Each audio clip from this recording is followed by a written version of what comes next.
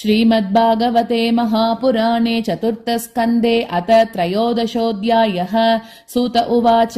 निशम्य कौशारविनोपवर्णितम् ध्रुवस्य वैकुण्ठपदाधिरोहणम् प्ररूढभावो भगवत्यदोक्षजे प्रश्चुम् पुनस्तम् विदुरः प्रचक्रमे। विदुर उवाच केते प्रचेतसो नाम कस्यापत्यानि सुव्रत कस्यान्ववाये प्रख्याताः कुत्र वा सत्रमासत। मन्ये महाभागवतम् नारदम् देवदर्शनम् येन प्रोक्तक्रियायोगः परिचर्या विधिर्हरेः। स्वधर्मशीलैः पुरुषैः भगवान् यज्ञपूरुषः युज्यमानो भक्तिमता नारदे नेरितः किल। यास्ता देवर्षिणा तत्र वर्णिता भगवत्कथाः मह्यम् शुश्रूषवे ब्रह्मन् कात्स्न्येनाचष्टुमर्हसि। मैत्रेय उवाच ध्रुवस्य चोत्कलः पुत्रः पितरि प्रस्थिते वनम् सार्वभौमश्रियम् नैचद अधिराजासनम् पितुः सजन्मनोपशान्तात्मा निस्सङ्गः समदर्शनः ददर्श लोके विततम् आत्मानम् लोकमात्मनि आत्मानम् ब्रह्म निर्वाणम् प्रत्यस्तमित विग्रहम् अवबोधरसैकात्म्यम् आनन्दम् मनुसन्ततम् अव्यवच्छिन्न योगाग्नि दग्धः कर्ममलाशयः स्वरूपमवरुन्दानः न आत्मनोऽन्यम् तदैक्षत। जडान्धबधिर उन्मत्त मूकाकृतिरतन्मतिः लक्षितः पतिबालानाम् प्रशान्ताच्चिरिवानलः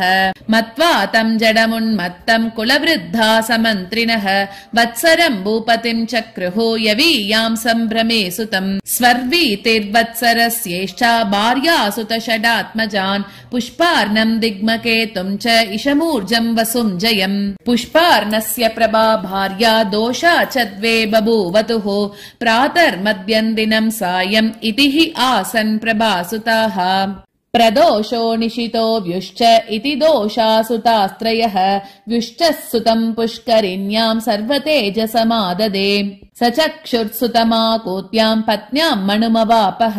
मनोरसूत महिषी विरजान्नड्वलासुतान् पुरुम् कुत्सम् त्रितम् द्युम्नम् सत्यवन्तम् मृतम् व्रतम् अग्निश्चोमम् मतीरात्रम् प्रद्युम्नम् शिबिमुल्मुकम् उल्मुको जनयत् पुत्रान् पुष्करिण्याम् षडुत्तमान् अङ्गम् सुमनसम् ख्यातिम् क्रतुम् अङ्गिरसम् गयम् सुनीताङ्गस्य या पत्नी सुषुवे वेनमुल्बणम् यद्दौशील्या राजर्षिः निर्विन्नो निरगात् पुरात् यमङ्गशेपुः कुपिता वाग्वज्रामुनयः किल गतासोस्तस्य भूयस्ते ममन्तुर्दक्षिणम् करम् अराजके तदा लोके तस्युभिः पीडिताः प्रजाः जाता नारायणांशेन पृथुरात्यक्षितीश्वरः। विदुर उवाच तस्य शीलनिधे साधोः ब्रह्मण्यस्य महात्मनः राज्ञः कथमभूद्दुष्टा प्रजा यद्विमनाययौ किं वां होवेन उद्दिश्य ब्रह्मदण्डम् मयूयुजन् दण्डव्रतधरे राज्ञी मुनयो धर्मकोविदाः नावद्येयः प्रजापालः प्रजाभिरगवानपि यदसौ लोकपालानाम् बिभ्रति ओजस्वतेजसा एतद् आख्याहि मे ब्रह्मन् सुनीतात्मज चेष्टितम् श्रद्धदानाय भक्ताय त्वम् परावरवित्तमः। मैत्रेय उवाच अङ्गोष्वमेधम् राजर्षिः आजहार महाक्रतुम् नाजग्मुर्देवतास्तस्मिन्नाहूता ब्रह्मवादिभिः तमूचुस्विस्मितास्तत्र यजमानम् अतरुद्विजः हवींषि हूयमानानि न ते गृह्णन्ति देवताः राजन् हवींषि अदुष्टानि श्रद्धया आसादितानि ते छन्दांसि अयातयामानि योजितानि धृतव्रतैः न विदामेह देवानाम् हेलनम् वयमन्वपि यन्न गृह्णन्ति भागान् स्वान् ये देवाः कर्मसाक्षिणः। मैत्रेय उवाच अङ्गोद्विजवचः श्रुत्वा यजमानः सुदुर्मनाः तत्प्रश्चुम् व्यसृजत् वाचम् सदस्यांस्तदनुज्ञया नागच्छन्ति आहूता देवा न गृह्णन्ति ग्रहाणिह सदसस्पतयो ब्रूत किम् अवद्यम् मया कृतम् सदसस्पतयवूचुः नरदेवेह भवतो नागम् तावन्मनाक् स्थितम् अस्त्येकम् प्राक्तनमगम् यदि हे दृक्त्वमप्रजः तथा साधय भद्रं ते आत्मानं सुप्रजं नृप इष्टस्ते पुत्रकामस्य पुत्रं दास्यति यज्ञभुक् तथा स्वभागदेयानि ग्रहीष्यन्ति दिवौकसः यज्ञपुरुषः साक्षात् अपत्याय हरिर्वृतः तांस्तान् कामान् हरिर्दद्यात् यान्यान् कामयते जनः आराधितो तथैवैष यथा पुंसां फलोदयः इति व्यवसिता विप्राः तस्य राज्ञः प्रजातये पुरोडाशं निरवपन् शिपिविष्टाय विष्णवे तस्मात् पुरुष उत्तस्तौ हेममाली अमलाम्बरः हिरण्मयेन पात्रेण सिद्धमादाय पायसं स विप्रानुमतो राजा गृहीत्वाञ्जलिनोदनम् अवग्राय मुदायुक्तः प्रादात् पत्न्या उदारदीः